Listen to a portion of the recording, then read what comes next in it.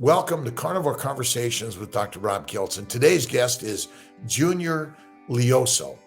He's a family man and a lifelong entrepreneur from Maui, Hawaii. Junior is a former college athlete and has worked for 20 plus years in the fitness industry.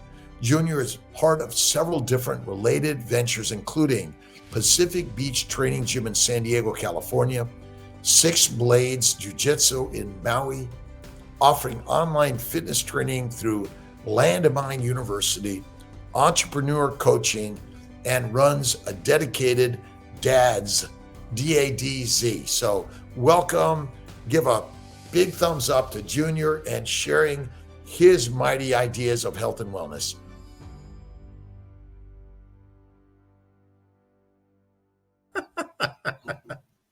All right, Dr. Rob Kiltz, and excited to have Junior Leoso. Is that pronounced correct, my friend? Yep, perfect.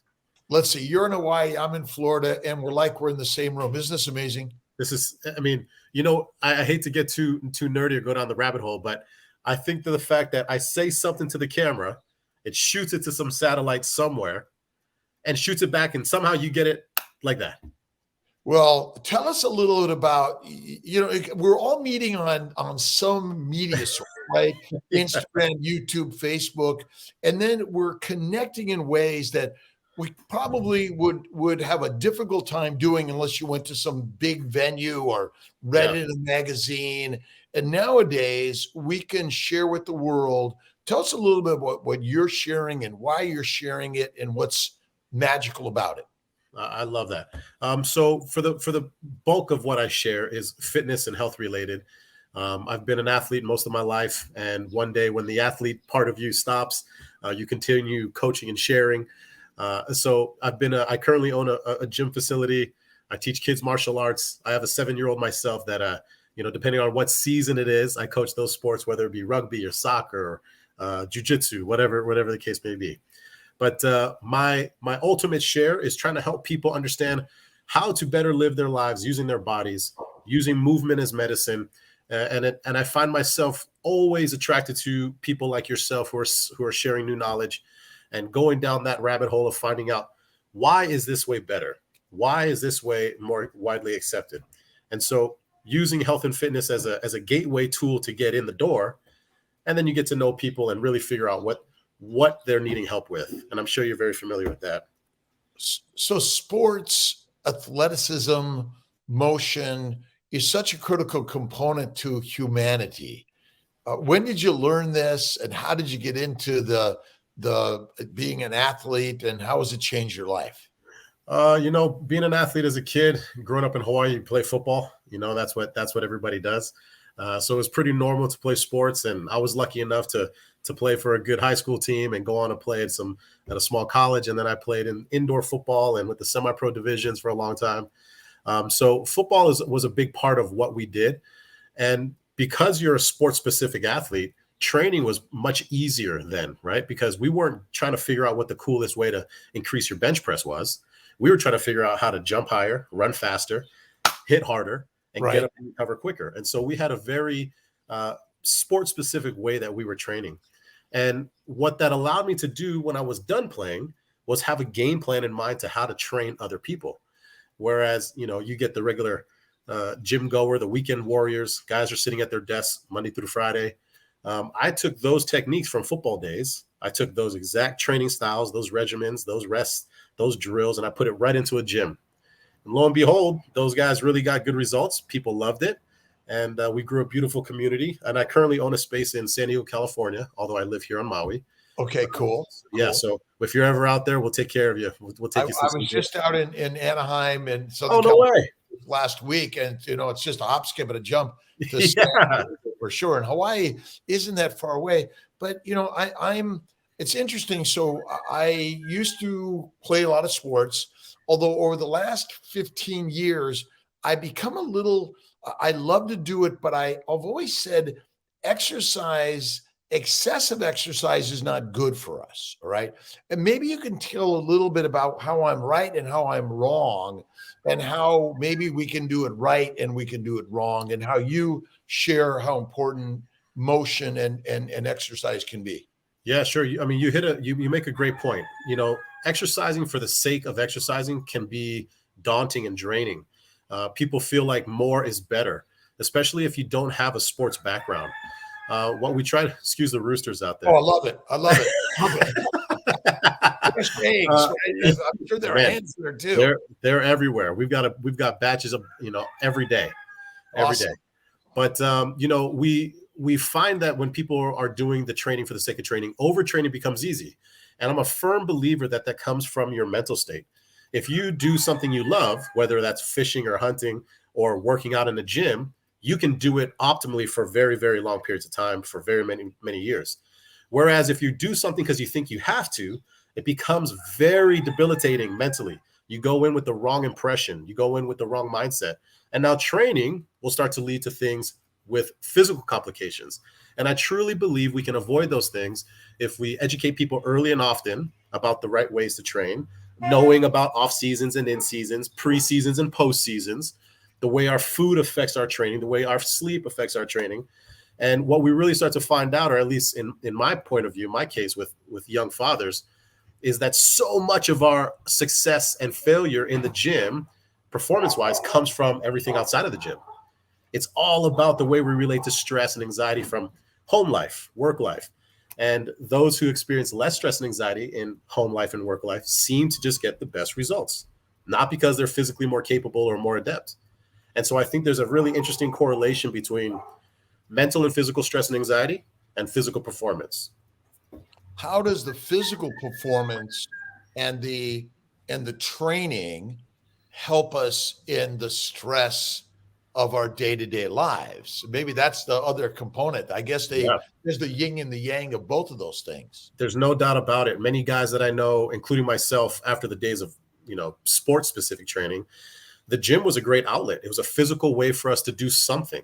We're not out there hunting and gathering as much as we once were from evolutionary terms. Lifting weights was a way to get our bodies moving, to put ourselves under some kind of controlled stress.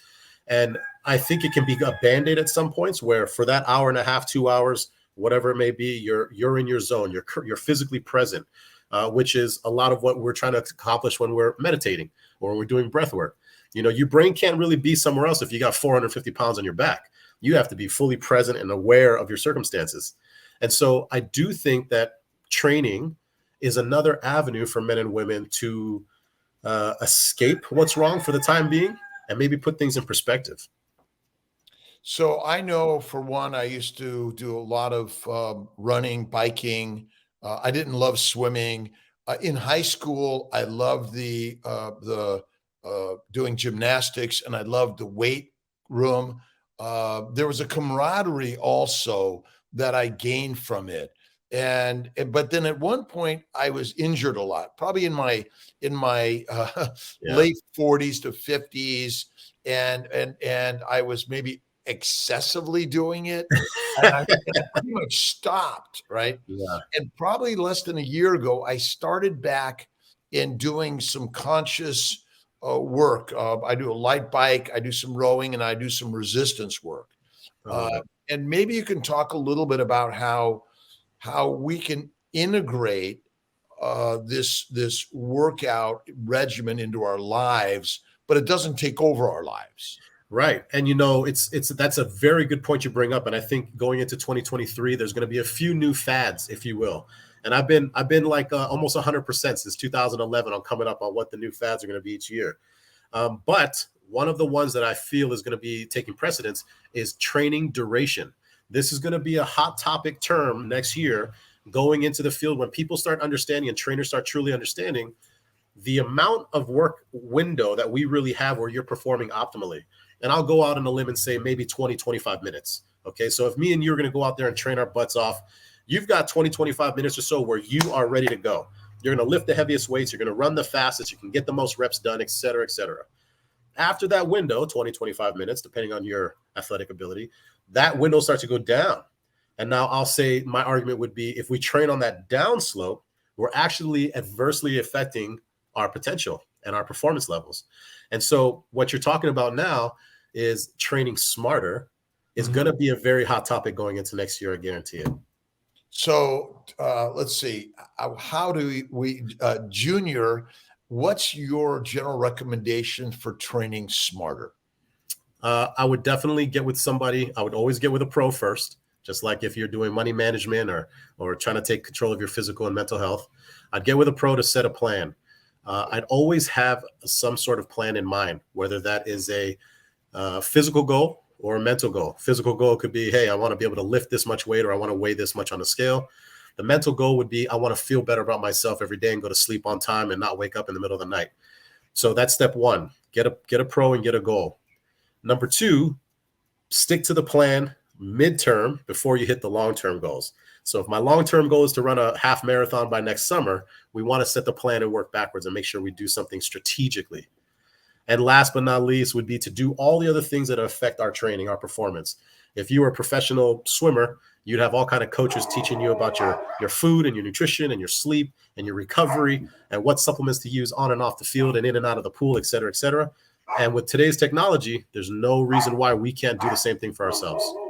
So finding a really good coach and cheerleader is critical. As you said, if you're looking for mental health or physical health or anything, a mechanic to fix your car, you're going to go to someone who's an expert. Although many of us love to do it ourselves, Sure. But like yourself, how long have you been in the health and wellness physical training arena? I got my first personal training certification in 2000. So I've been in the gym industry and I've had more certifications than I care to list. So I'm going on 22 years here. I've been up and down and in and out, and I'm currently still actively involved. So long time. And what I could tell you is, from the time I started till now, there are a few standards that are irreplaceable, and many hot topics that come and go in and out throughout the system. So what can you name a few standards that you think are really important? Yes, having a goal in the weight room, lifting heavier weights, not being afraid to push yourself physically to lift the weights without feeling like you're going to be a professional power lifter or bodybuilder. Number two, having a cardio plan that matches that weight training plan. For example, a lot of men go into the gym, lift weights thinking that, hey, I want to get a bigger chest. I want to have nice big shoulders and arms. And then they do a cardio regimen that's not conducive to this.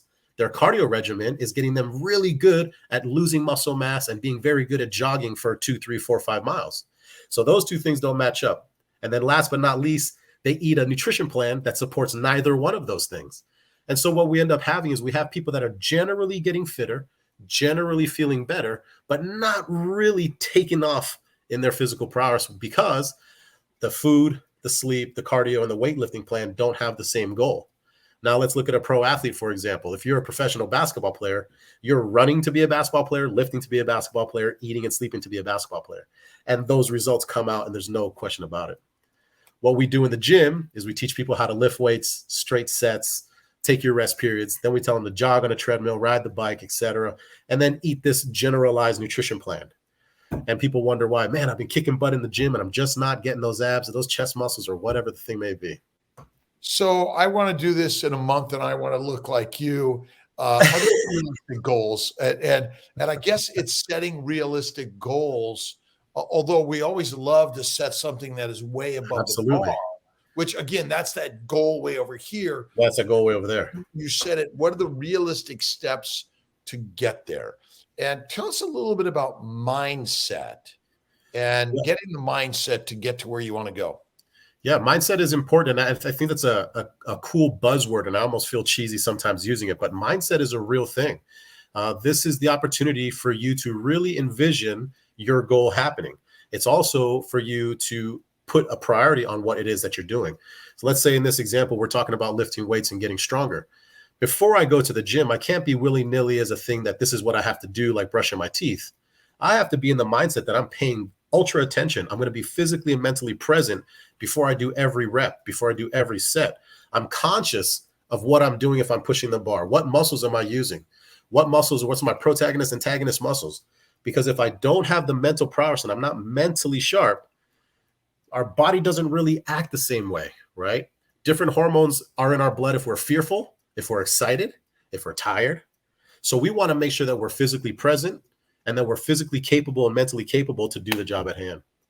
Mindset is something that most people do automatically on certain topics. They just don't know yet how to transfer that information into other topics. Some guys are very good when it comes to managing their money, and they set budgets, and they're very dialed in, and they know exactly what they have to do, and they're very present. But then they're going to go on a jog, and they're thinking about anything but the jog. And we could lose. We could lose like that. So would you agree that simply getting moving and getting into the gym will help get people motivated? Absolutely. Isn't it hard just to get started? And what's the best way to get someone, hey, like you're sitting around, you're watching Junior do the work, you're watching the Instagram, Facebook, YouTube. What's the next step? Wow, I love this, but I can never do it. Sure. And that is the hurdle that everybody has to jump, which is I just need to join. I can't tell you over the last 20 years how many times I hear people say, okay, I'm going to get started in 2 or 3 months. I'm going to get in better shape first. And I think to myself, well, that's what we're doing here. That's why you need to come here, so that you skip all the messy steps and get right to the point. So for anybody that would be watching or listening to this, I would say use the gym as your education system. You don't have to go forever. Find a gym that's close to you. That's the biggest point in success rates when it comes to members joining a gym. Finding one that's within 3.5 miles from you. Doesn't matter what the coaches are doing just yet. You go there, you understand how to use timing, sets, reps, understand workout profiles and programs. And then you could do that for a month or 2 with the pros, and then take it on the road for yourself. Train at home, get your equipment, go on walks and jogs. It's not something you have to do forever. Lo and behold, people typically fall in love with their community, meet new friends. This is a positive social aspect and a social outreach where everybody's in the same boat doing the same thing, and you pretty much stay anyway. So just showing up is sort of the first step to everything in life. And I know that I've always had a little bit of fear. I'm not going to look very good. There's plenty of people that are stronger than me and much better than me. How is it we can sort of build to just show up no matter where you're at? Frumpy, overweight, weak as can be. Really, this is something that we need to work on in the fitness community, because 99% of the fitness community members that are paying for our businesses to be alive are people that are trying to get in better shape, that are not fitness models. Although when we turn on Instagram and Facebook, all we see is the model guy with the 6-pack abs and no shirt on. And so this is part of our doing, and it's something that we try to work on as well currently. When we do our marketing and advertising now, we use photos of actual members rather than the model of the stock images that we get. But taking the first step, the worst thing that could happen is you're going to be out $100 or whatever your local gym membership is. The best thing that can happen is you make some good friends, you turn the tide for the better, you start making healthy choices in your fitness life, and this is the catalyst forever. The showing up on a regular basis, what would you say is ideal for those that want to just work on general health and wellness, in developing some strength, maybe some flexibility, and maybe use a few pounds at the same time, rather than I want to be a supermodel? Yeah. What I tell everybody when they first start joining the gym is that for the first 90 days or so, we're building a habit. So we're building the habit and showing our body and our schedule that this is totally feasible. And what I ask for is 2 days a week. Anything over that is a bonus. So for the next 90 days, your job is to show up. I'm not weighing you in. I'm not taking measurements. We're not doing any strength tests, nothing. I want to check in on the calendar every week and see that you've been here twice. That's your goal. What happens almost organically is people start to find their lane. People say, man, I really like training with this type of equipment, kettlebells or dumbbells, or man, I really love that body weight stuff. And they find it in themselves because this is something that is so foreign to them. They didn't know they were going to like it anyway, right? Some people went their whole lives and didn't play team sports. They weren't forced to exercise, and that's okay. So this seems like, oh my gosh, how could I ever do that? Once people start understanding that they're physically capable and it's okay to be tired, it's okay to put your hands on your knees and take a break for 5 seconds. We start to empower these guys because they're the ones who are going to get their sister and their cousin and their neighbor back in the gym. And this is how we need to build the fitness community moving forward, in my opinion. The use of light, medium, or heavy weights I do see what I think is maybe some people are pushing too heavy a weights, and I'm wondering if the drive is simply to help people strengthen. Is there a best way to do that rather than, hey, we all want to be like, I want to be in the next event where I'm going to, have lift the healthy weights. Yeah, there certainly is, and a very good educated coach should be able to manage that situation. Gaining strength is not the simplest thing, but it's also not very difficult, right? So there's also a cap. So we can't just continuously ongoing increase our squat weight until infinity. So there is a cap. Having said that, every particular goal will sort of dictate where your weight limits are. Let's say, for example, Doc, if you came to me and said, hey, Junior, next year I'm going to run in 2 or 3 marathons. That's my goal. I'm trying to do a PR on my time. The last thing that I'm going to try to do is create massive quads on your body so that you can squat more weight. So I'm going to be very, very particular about which exercises we use and how much weight we increase. Now, adversely, if you said, hey, my kid is going to go play college football at the University of Miami, then we're going to start working on some quad strength to make sure that he can push his way through a pile. And so goals truly dictate what it is going to be our plan. What percentage of people do you think are actively doing some training on a regular basis? Oh, jeez, man, that's a great question. I would love to say it's a lot, but I'm very fearful that it's not. And I'm 42 years old now, and I say that because in my own circle of influence and circle of friends, I see the decline. I see the guys that I used to play basketball with not showing up anymore. I see the guys not surfing as much, not hitting the gym ever. That's like that was another lifetime. So I have no idea. That's a great question. I'd actually like to know that. Well, I'm part of it is my sense is it's small in general because I think we all sort of in our youth we're doing a lot, and then between family and work and other things, and maybe our recreation in dinner and drinks gets the best of us. Yeah. Which again, it's I'm 66, and I know that Good, those Doc. have gotten in the way, and I'm working to keep myself inspired to do it every day, which is not easy to do. Yeah. But maybe you could talk a little bit about nutrition for one, and then we'll get back to a little bit how do we get motivated. But maybe the nutrition has something to do with it. Big time. And, this has been a very big eye opener for me. I've always been a big fan of eating as many natural foods as possible. Growing up here in Hawaii, we've got mango trees and banana trees. And, we're very blessed with seasonal fruit forever. We live right on the ocean where we have access to everything. When I first got to college in California and San Diego was the first time I learned about things like food being year round, right? You could get the same piece of fruit all the time, the same piece of this all the time. And it really kind of changed my vision on food.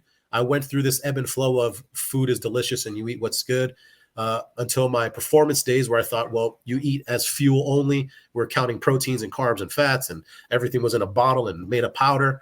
And then I got away from that thinking, well, that's no way to eat. That's not very enjoyable. And so over the last few years, we started a saying down in San Diego at the gym, and it was greens, roots, and fruits, and something that toots. And so this was our baseline for a base nutrition plan, and getting people to eat real food and cutting out processed food and excess sugar was the goal. So we would tell people, hey, if you like a food, whether that's steak and eggs or whatever your food is, you can eat as much as you want as long as you feel good, but you're going to take out the soda, you're going to take out the alcohol, you're going to take out anything that's in a package. That's going to be our first deal. And that has been the way that we've started steering our nutrition guidance rather than saying a caloric intake goal with carbs, fats, and proteins. So do you think we're just inundated with ease of access to food, which for all of us in the world, it's become too easy? Yeah, and furthermore, I feel like we've gotten this disguised idea that everything needs to be fresh and different all the time. We've got families and households that are stressing out about what to make for dinner because, God forbid, you have steak 4 nights in a row. We've got to make it more colorful and brighter and steam it sometimes and bake it sometimes. And I find myself just thinking, when did that happen? When did we feel all compelled to be providing a cooking show level plate every day? It's just created this unnecessary stress, if you will. The cornucopia of food, which has been really impressed on us for hundreds of years in a sense, and maybe thousands if you look back at the last 10,000 years. So you grew up in Hawaii. Yeah. And so what do you think was the natural nutrition of those from Hawaii over the last 1,000 or plus years? Because let's see, the real colonization of the islands has only been for a few hundred years. Few hundred, yeah, right? Few hundred. And we could, and the Polynesian culture as a lifestyle we could probably go as far back as 3,000, almost 4,000 years at this point. But the staple of our food would be seafood, no doubt about it. Taro for us, and then fruits and vegetables that are growing on the ground. If you think about it from a historical point of view, Polynesians, Hawaiians, Samoans, Tongans, Fiji, Tahitians, we didn't have 4-legged animals unless we brought them there. They didn't make the trek. And so our people weren't eating red meat. They weren't eating chicken either, or turkey. So, maybe a few birds here and there, but mostly it was fish, shellfish, and then our roots and our greens. And even today, if you were to go back to one of our aunties or grandmother's house, that's what you're going to get. You're going to get a plate of taro and some green banana, or like our plantain style bananas, not the sweet bananas. Maybe a fish dish with coconut in a variety of ways, whether that's coconut milk, coconut cream, the coconut itself. And so those became and are still the staple of the Polynesian diet. Would you say this that the frequency of meals was also less? It was that, I always say it's that feast. We feasted once a day, and then you did the work of hunting and gathering, and certainly whatever our shelter and our dress was. I mean, that was really it. And that's true. And there's no doubt about it that there's a massive negative shift in our Polynesian culture once we get to Hawaii specifically. When you're eating that type of food that you're working for, and you have to harvest yourself and fish for yourself, yes, maybe the calories are robust, and that is a lot of food, and you feast. But here, the drive-thrus are too accessible. So we find ourselves eating the same amount of calories, but doing way less to attain them. And they're full of the crud that we know that now that we're not supposed to have. All right. So all the bad oils and the fake meats and the fake blah, blah, blah, blah, blah. And so this is an issue that our people face currently, which is we are the feasting culture. And I think most cultures are at some point, whether you're Italian and it's pasta and red wine, or, I feel like that's everybody. It's just unfortunate because by nature, Polynesians could get very big very fast. My sense of it is because they didn't have access to the foods that the Westerners have really brought there. Correct. And I still bet that our caloric intake was less, and or we certainly worked harder for it.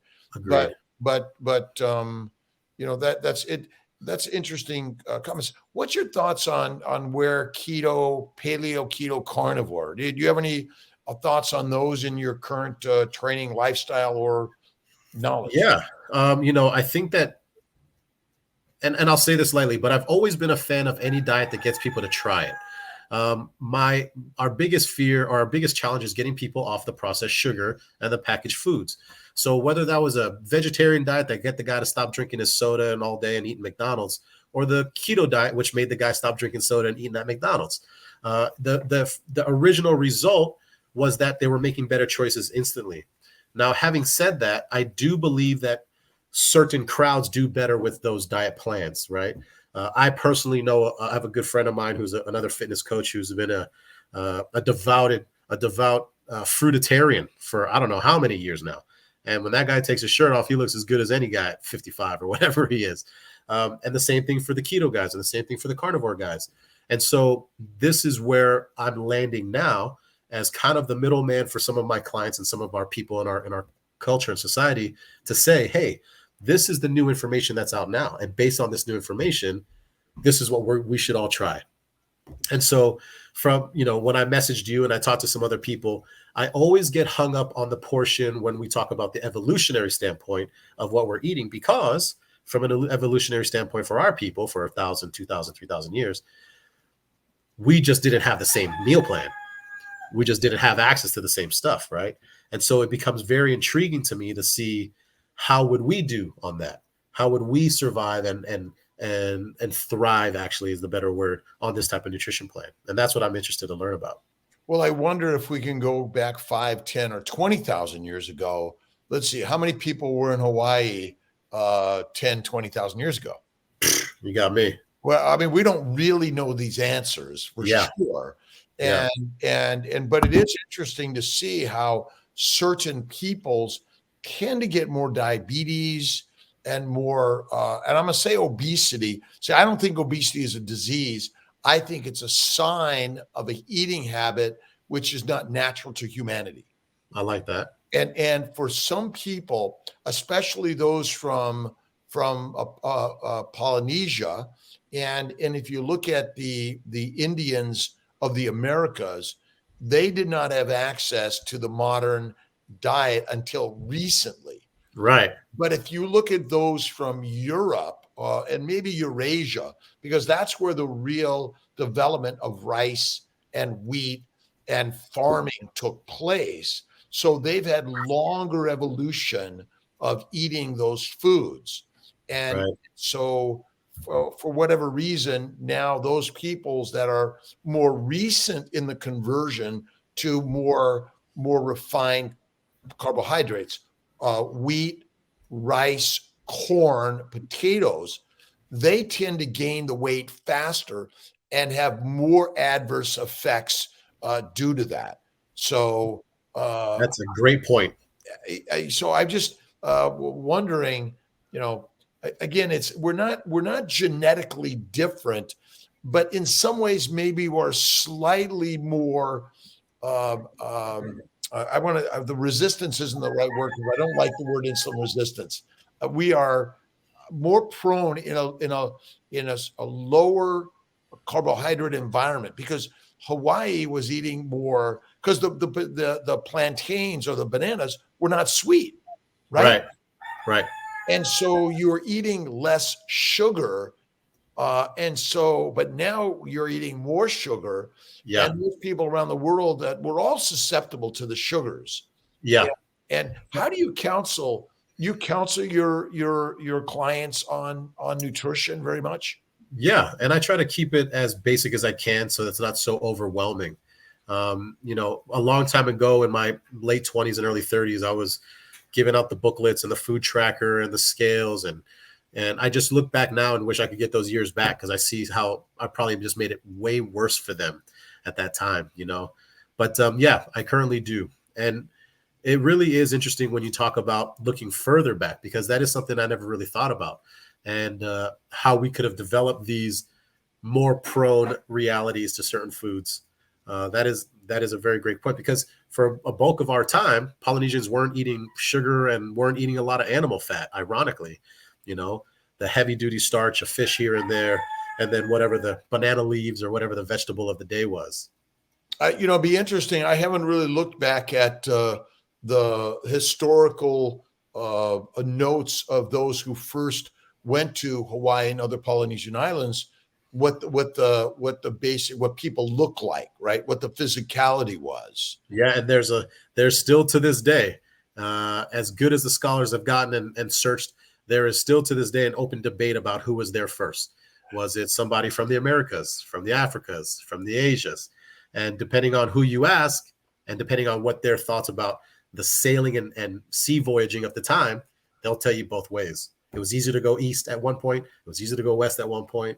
And so we're all waiting for the final answer too. Well, that's part of the greatness of the conversation. None of us really know the right answer, because what did we eat 10, 20, 50,000 years ago?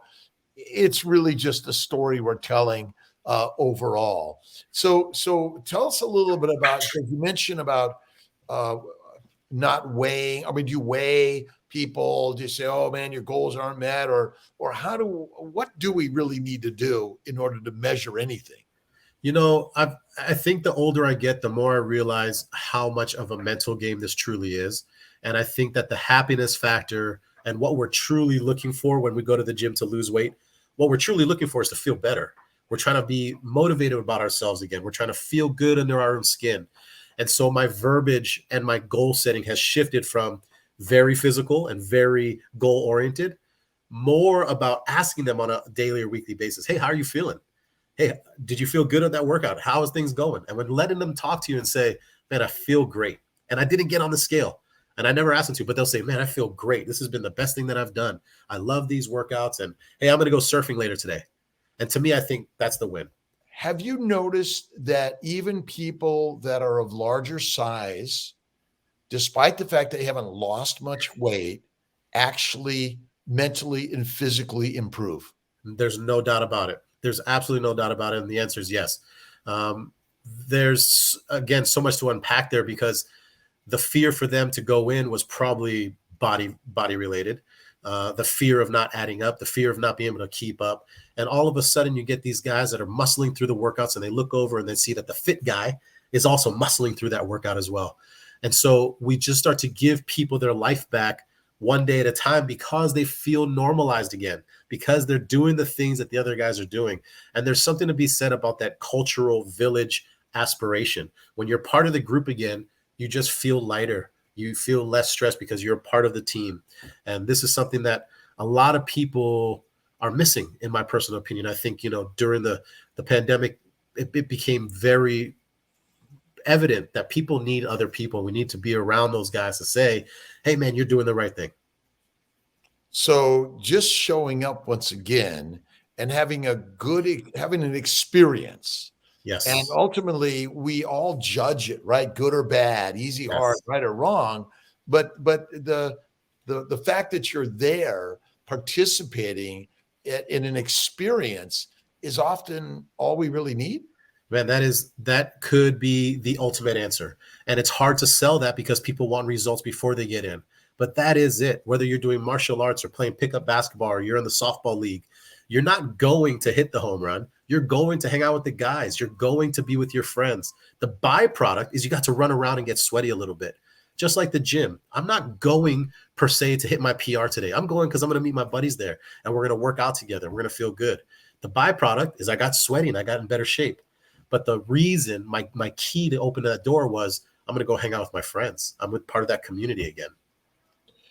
And at the same time, people show up with their troubles. Totally. And how does physical work help with our troubles? And what's your thoughts on that? I wish I knew the actual scientific reasons why this works. And I don't, but I know for a fact that it does. When we're physically exerting ourselves, our bodies are releasing that sense of stress in the mental realm through physical movement. There is no doubt about it that if you're having a tough day physically or mentally at work and you go to the gym and you're hitting that heavy bag or you lift with your buddies or you're shooting hoops, when you're done, you're smiling, whether that's for 5 seconds or 5 hours, you're smiling, you're in it. You're present here again, that everything is okay. And I think it allows our body a break from combating ourselves constantly, not being able to turn off that machine, and doing something that is physically engaging makes you be present. And I think that's a big takeaway here, is that it's not just sitting at a quiet lake and having time to yourself, although that could be an answer too. I've always found that it's more effective when you have to physically be present, when you're lifting the weights, when you're throwing the ball, when you're running with your buddies, when you have to be physically here. I've seen that people get better results this way. And maybe you could tell us a little bit about faith, spirituality, whether it's religious or non-religious. How do you encompass that with yourself and maybe your clients? Sure. I think that this is a very powerful step for a lot of people. This is, whether you call it God or energy or the universe, whatever your term and your connection is, I think it's necessary to have one. I think that you You get a lot by understanding that we're not the center of the universe. I think that we get a lot the more we realize that I'm just like my neighbor and I'm going through the same troubles and trials and tribulations as my friends. I think there's something very empowering. It almost makes it like, okay, A, we're in this together. B, I'm not some special case where the world's going to come crumbling down on me. Everybody's going to make it. And lastly, I think it allows us to have a sense of purpose. And again, whether you call that Mother Nature or God or whatever the religion may be, I feel that it's necessary for you to have that connection for yourself, that those downtimes allow you to, whether speaking to your head or praying, those are very powerful moments. And showing up for training is not something that's a short term, it's a long-term life commitment that ultimately I believe that our health and wellness is intertwined with that. And again, I tell people don't exercise, but get some motion to motivate, whether it's in the gym, out on the track, at moving.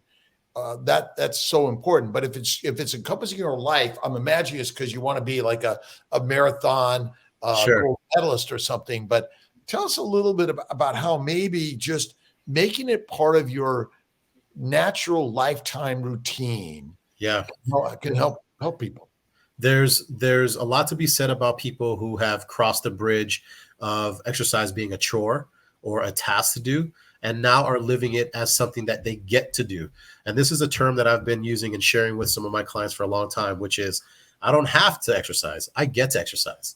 I don't have to lift those weights. I get to lift those weights. And there's a mind shift that happens when you understand that your life is so beautiful that you can work and eat and live and have friends and a family. And your downtime, you get to physically improve your body. We're not running from lions or tigers or bears anymore, right? We are on it. I got to go because I got to go watch the news or my local show. Yeah. And so maybe we've misplaced our priorities in life. No, amen. Yes, Okay. we have. And so maybe 500, 1,000 years ago, let's see, if you weren't hunting, fishing, or gathering, you were not eating. Right. Yeah. You And had to so play a if role. someone said, I'm going to go like watch the birds for the next week, you probably wouldn't. I mean, Yeah. And you'd have to be kind of off at that time, because let's say all your 5 buddies, then you're the teenage kids that had to go get the berries. If the other 4 guys are going, it would be the funnest thing you could do today. and so maybe that's part of what we're and I guess maybe we focus too much on the food as a party rather than the hunting, gathering, and the process, which maybe in some way our physical training brings together, because it's like going to the temple or the church or the place to go to get some spiritual enlightenment, and at the same time doing the work that is critical for life. Yeah. And I think we see the proof of that even today. When men and women have downtime, and men specifically, I'll speak to, they want to go fishing, and they're not going fishing to catch the fish. They're going fishing to be with their son or their buddy or their brother. They're going to sit in that boat, and they don't give 2 snots if they catch anything, because they're not there for that. They're there for the experience. They're there for the hunt. They're there to run through the trees and go do the thing. And the food is just a byproduct. And I totally agree with you that somewhere along the way, when it became unnecessary to go do the playful stuff to get the food, we kind of lost who we were. We were not sitting at the desk, and we weren't indoors avoiding the sunlight. We could go down that rabbit hole for days. But I do feel like we lost a part of what it is that we're supposed to be doing. And then we manufacture it through other stimulants. And one way that we could just get back to that is doing exactly what you said. We can get back with our teams. We could start going on little forages. We could have our fishing trips. We could do little hunts. We could just be in the community, and we could duplicate that same energy and that same dopamine effect by going to the gym, by going with our friends, doing that thing as a group, having a common goal in mind that we're all striving for this month, this quarter, this year. How do you mix it up in your training sessions with your clients, and help them sort of mix up the goals maybe, or Yeah. the motion. Yeah. And that's been a struggle for me for a long time, because sometimes you catch yourself doing something for fun in the gym just for the sake of for fun. And in my head, I know that this has nothing to do with their fitness goal and I'm not making any progress today. But you feel the sense of their boredom. And this is where the magic of being a good coach comes into play, because you have to keep your player or your client motivated. You have to have them stay on the plan to see the end goal. And I won't lie to you, Doc, as of late, I haven't changed it up a lot. We stick to a plan because the success and the fun becomes in the results. Yeah. When I was younger, I was doing, okay, balance on the ball and spin the thing on one hand and tap you. You know, we were doing whatever would make the guys stay in the gym. But nowadays, we just stick to the plan and kind of let them know, hey, you're on the right track. This is what it is. And when you see the end result, you're going to be happy. Tell us a little bit about the hard part about being a trainer and running a business as a trainer. Right? Oh, man. The hard part about being a trainer is finding your niche. I've been in the game long enough to where I know that about myself. But for every young person out there starting this career, it's really finding out who it is you're helping. Because if you're a brand new trainer and you say, oh, I can train everybody, that's just not the case. Training a 65-year-old man with a set of goals is much different than training a 16-year-old kid with a set of goals. And then everybody in between, man, woman, except not married, so on and so forth. And so first thing is finding a niche. Is it sports specific? Are you helping people just lose weight? Are you a cardio guy, et cetera, et cetera, et cetera? And when it comes to running a business, gosh, man, this has been, this is, you're learning all the time. And what I've really learned the most is that more so than ever, you rely on your team. Your business is your people. And no matter how much I thought, oh, I got this thing figured out, and I know exactly what to do. I've read all the books, I've listened to all the videos, and, I know exactly what I'm doing. The business is your staff. That is the business. Those are the people that are interacting with your clientele every day. Those are the people that make sure the place is open and closed. And so if I could go back 20 years ago to myself, I would empower myself to empower my staff more sooner rather than later. Cool. These are such important things for us to share, so all of us can be inspired to learn. But ultimately, we got to learn it on our own in some ways, don't you think? Is it sort of like, gosh. the school of hard knocks is the business of doing. Yeah, and there's a reason why everything is 2020 in hindsight. And as you get older, you catch yourself saying the same things. If I knew then what I know now, and I tell the younger kids, hey, listen, I did that, and they don't listen to you. It's just I think it's the natural progression of life. You have to cut your teeth your own way. And, if it was easy, we'd all just be telling each other the answers and everybody would listen, but it doesn't work like that. So healthcare is getting very expensive. And I don't know what you're seeing, but tell us a little bit about how and why what you do to help people is as good or better than their doctor. Yeah, I've always felt that we played a massive role.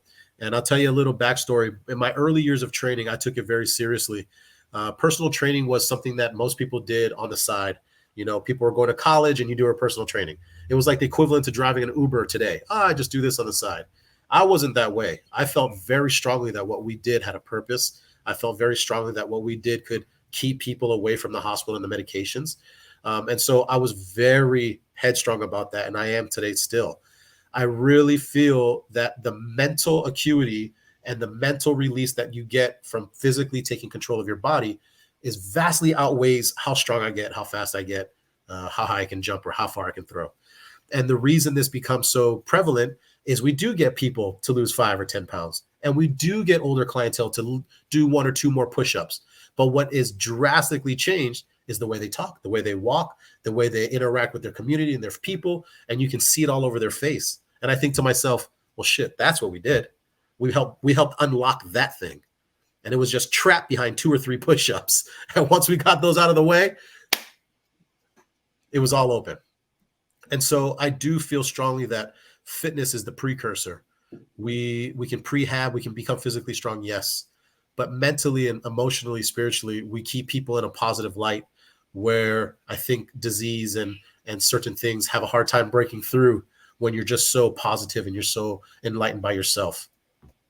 Awesome. Awesome. So you've been in this business for a while. How has COVID and social media affected your business? COVID, I mean, almost shut us down, right? We were in California. So the rules were very strong there. You know, people weren't going into public places for a long time. And so it hit our businesses tough. And we're still working through the backlash of that. I think social media saved us in a lot of ways. It gave us a way to communicate with our people. Having said that, I've had this discussion with some other coaches in the industry. Social media also kind of hindered our industry in the sense that everybody became a master overnight. Mm. Everybody watched one documentary or listened to one other guy on their page and regurgitated all that information. The problem is every time it was like the telephone game. Every time the next person regurgitated it, it became a little more watered down and a little less true.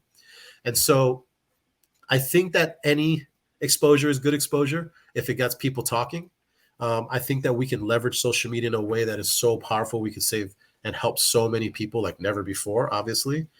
So I'm not going to down talk on social media. I do think that it's a powerful tool if we use it correctly. So for you, and you have two physical gyms, and how are you? You're doing social media and inspiring people.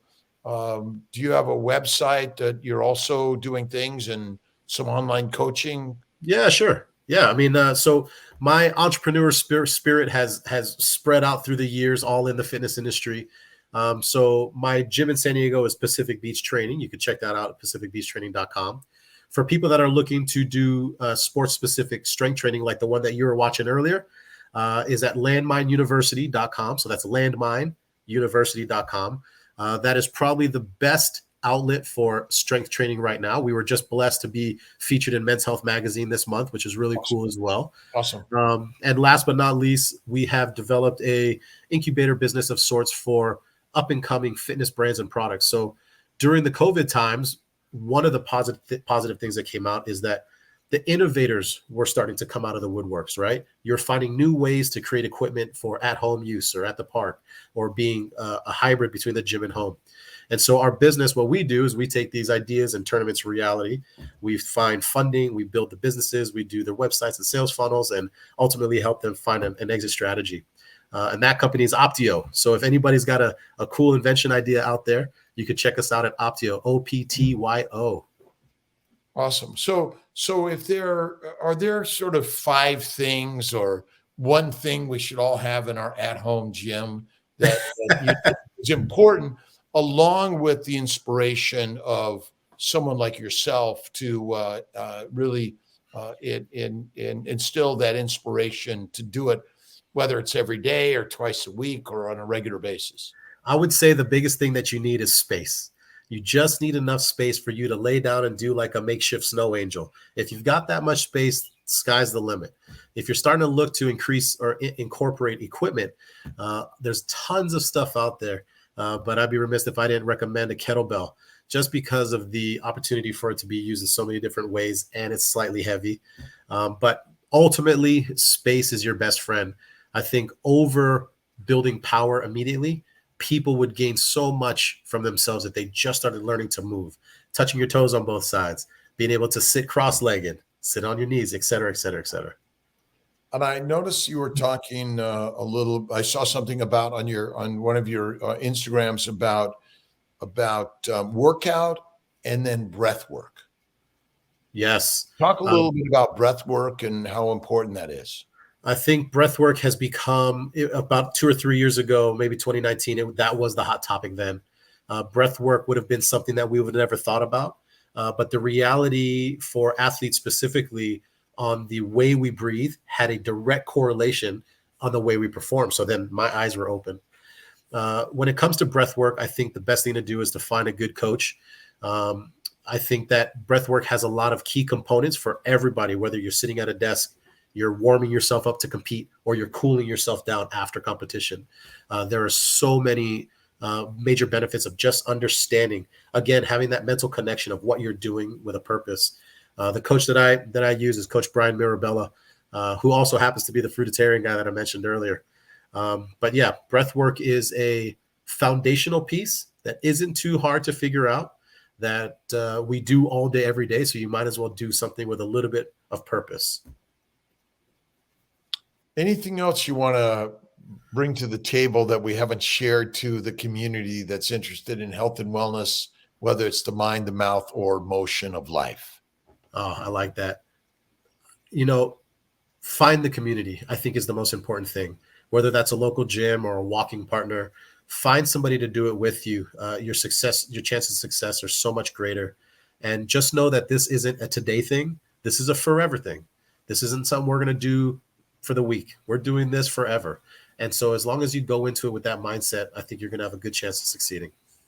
So you have to work it into your daily habits in life, and your physical work is probably more important than the food we eat, in the sense of you got to do the physical work, which the food will then fuel.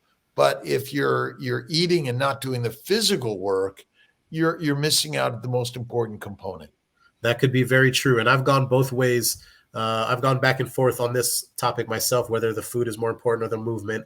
And I'm starting to get to the point where I think that if I had to choose one, if I had to be perfect at something and then sub-perfect at the other, I would choose to be perfect at my food and sub-perfect at my performance, and just kind of keep it up that way. Yeah, I think that our food has been highly misinformed. We're all misinformed on food. The most important thing is focus on fat, a little bit of protein, and far less carbohydrates. And I also talk about eating one time a day. Fuel the Ferrari once a day, because the bowel's job is to take the food and take it into the bloodstream and send it to the storage locations all around your body, so you can go days, if not weeks, without food. Wow. But yeah. We've been representing the best way for this body to move. And that brings me to my next question for you, is fasting. Any thoughts on missing meals, and whether it's, oh, you can't miss a meal, or maybe you want to miss a few meals?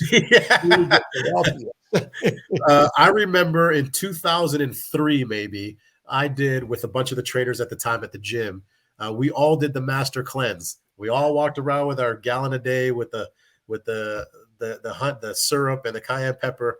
And we did that for about 10 days. Oh, and I remember all the white stuff on our tongue and blah, blah, blah, blah, blah. At a certain point in my life, missing a meal was impossible. If you missed a meal, you were slacking on your goals. We were eating 6 times a day on the clock. And I'm to the point now where I start to see the value on slowing down a couple meals. I have a question for you, Doc. When it comes to the one meal per day, do you have a preference, if that's a dinner meal or a lunch meal? What do you see that works best for you? Well, my sense is we're all Ferraris and we're all the same. Okay. Psychologically, emotionally, we might be different, but biochemically, we're the same. Our body works on fat. And so the very best time to digest food is when your bowels and your body is resting. So I would say dinner is the very best meal, and going to rest after your meal is the very best, because now you allow the blood flow to go to the bowels. The digestion process is going on 24/7, 365. Now it's got the very best blood flow, so it can extract all the minerals, vitamins, proteins, fatty acids, amino acids, and fatty acids. And then for most of us, the sugars, because the sugars we're consuming, and we have zero requirement. And so, in my opinion, dinner time is the very, very, very best time. Okay. And when we do that, you'll begin to feel better. An empty gut is a full life. I've got some of my friends on my 5 a.m. Mighty Tribe, which shares this idea. Again, there's so much conflicting advice, right? Is it better to be a vegan, vegetarian, Mediterranean, pescatarian, or carnivorian, right? And we all know people at all stages that look great, right? And ultimately, the liver's job is to convert amino acids and simple sugars to fat. That's the liver's job, right? That's the number one job of the liver. Right. And insulin's job in the liver is to convert those things to fat, because if you cannot make fat, you cannot supply your brain, your muscle, or any cell of your body with the energy it's required. Right. And so there are plenty of athletes, gladiators that are going on fasting and full on carnivore, that I've seen do amazing things. But it's such an opposite approach that we've all learned for so many years. Yeah. You got to fuel the metabolism, right? Yeah. More frequent food. But the gut has been damaged because of excessive food, and in my opinion, the wrong food, which is kind of radical and interesting. But food and fitness and faith are like, they're all religions, right? My religion, my politics, whatever it is, we're sharing ideas. And again, you feel great, you look great, you're fine, right? And again, your feeling and your fitness and your looks are determined by only one person. Correct. Yourself, right? Yourself, yeah. That's it. Where the challenge is to not take it all so personally. Oh, I've got to look like that or that or that. Amen. Doc, what about go ahead. Go ahead. What about the fruit? Where's the fruit play in the role of the carnivore diet now? Well, fruit is never required in a human diet. Okay. And all fruit breaks down to sugar, all of it. Sugar is never required in a human diet. And remember, the fruits we're eating today are not the fruits of yesterday. True, they're manipulated both in their genetics and also the way they were crossbred. And again, we're eating something that is never required. Okay. And fruit, sugar, bacteria, and yeast makes alcohol in your gut. And so again, it's maybe all the diseases we're suffering from are secondary to fruit, fiber, seeds, nuts, and vegetables. Wow. Of any significance or frequency. I just tell people to eat fatty meat once a day, some eggs and butter and cream. But if you're going to eat French fries or some vegetable, minimize its frequency or amount, because they're neither required. And fiber basically is fermenting in our colon. And I believe all these things cause cancer. And so no oatmeal. What's that? So no oatmeal. Oatmeal breaks down to sugar, right? Yeah. Again, we are gladiators, right? And a gladiator functions on fat, all of us, by the way. And if you really look at lions, what are the animals that we view as the strength, the symbols of strength? Lions and tigers and wolves. Yeah. Not pigs, cows, and sheep, although we honor them. So these ideas are radical to what our belief systems have been. Fair. Because we all love oatmeal, fruits, and vegetables and cereals. We love them. Yeah. But when my best friend Dave Kilmer died of cancer at 52, and my sister died of diabetes at 52, I knew there was something that we're sharing is wrong, right? Again, we're not meant to be skinny. We're meant to get fat easy to survive the famine. That's the simple story. Interesting. Okay. How about, is there any difference for kids? I'm raising a 7-year-old son. No, is there any differences at all? No, I always say once the baby is done with the breast, they should go to the bone. Okay. We are carnivores from the day we're created in utero. And moms are eating fiber, fruits and cereals and nuts and sugars, which are damaging the baby in utero. And that's the problem. And no one's eating fat. Interesting. Yeah. No one's eating fat. And so again, these ideas are pretty radical. Yeah. But I've been doing it now for almost 12 years. Before that, I was keto. Before that, I was paleo. And before that, I was Atkins. So if you look at my real journey, 20 years, Atkins, paleo, keto, carnivore. One meal a day in general, but I sometimes have some salami and cheese as a snack or bacon and eggs. But 99.9%, I'm going to be the carnivore because, listen, at 66, I've never felt better. My bowel bleeding are arthritis, psoriasis, kidney stones. And I'm going to tell you something. I used to lift weights. I've never built the bulk in my years of weightlifting until I've been carnivore. Now, Wow. I'm just telling me personally. I know that the vegans and everyone's going to build, but I don't do very much work in the gym. I do 3 to 4 days a week in general. I do light bike, I do some rowing, but I'd say the lifting is resistance work is really important. But I agree with you. It's a combination of what you put in the mouth and the motion of the body, but the mindset. The mindset. As you said, and that's why we need a coach, a cheerleader, and we need to regularly, you eat a meal every day. Well, but you need to do the other work. And that's why, I think religion and spirituality and faith are critical for humanity. It's so important in positive light. Now, again, whatever we label it, we can label it lots of different things. I agree. Right? I agree wholeheartedly. And there's no shortage of that in our culture here. One thing that the Polynesians did is they accepted every religion possible. So they were everywhere here, and we grew up with all of them. And I do see the importance in how it brings a community together and how it really does bond the village, if you will. And we need bonding. And that's why I think the group, the workout is actually the work in, right?